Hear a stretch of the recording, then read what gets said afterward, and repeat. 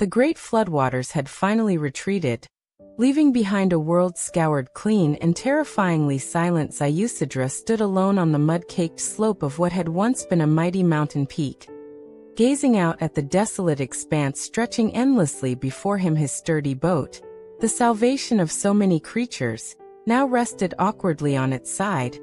A beach leviathan against the gray sky, the weight of survival pressed down on him, heavier than the sodden cloak clinging to his shoulders. He was the keeper of life, yes, but also the sole witness to an unimaginable ending. The loneliness was a physical ache, deeper than the cold seeping into his bones, as he surveyed the mudflats shimmering under a hesitant sun, wondering if any green thing would ever grow again. Days blurred into weeks of grueling labor. Ziusudra salvaged what he could from the ark's vast hold.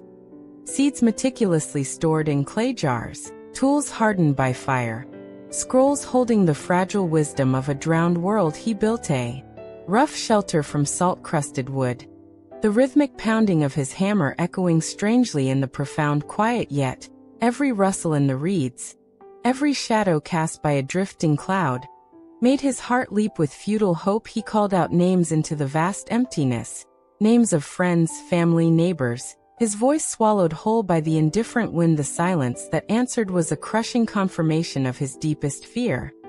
He was utterly, completely alone. The sheer scale of the loss threatened to drown him anew each dawn. One gray afternoon, while checking his crude fish traps near a brackish inlet, a sound pierced the monotonous sigh of the wind. A thin, desperate wail, more animal than human. Ziusudra froze, his breath catching. He scrambled towards the sound, heart hammering against his ribs, fearing a trick of his weary mind pushing through dense thickets of thorny reeds.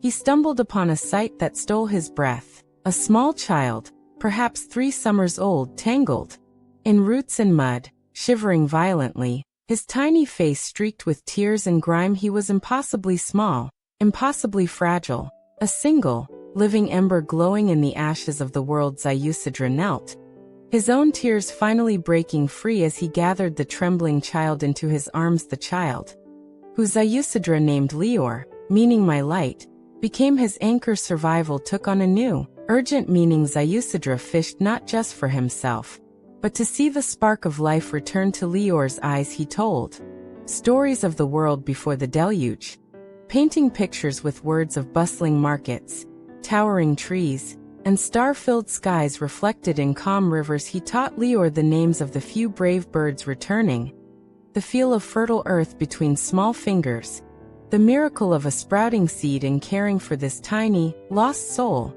Ziusudra found his own purpose rekindled. Lior's laughter, hesitant at first, then growing more frequent, was a fragile song against the silence, mending the broken places in Ziusudra's heart stitch by precious stitch. One morning, driven by Lior's insistent tugging on his cloak and pointing eastward, Ziusudra followed the child along the muddy shoreline farther than he'd ever ventured. They climbed a gentle rise, and as they crested it, the breath left Ziusudra's lungs. Before them stretched a crescent of pristine, white sand, unlike the endless mudflats. Gentle turquoise waves, clear as crystal, lapped softly against the shore. Seabirds wheeled and cried overhead, and hardy green shoots pushed defiantly through the sand dunes. It wasn't just a beach.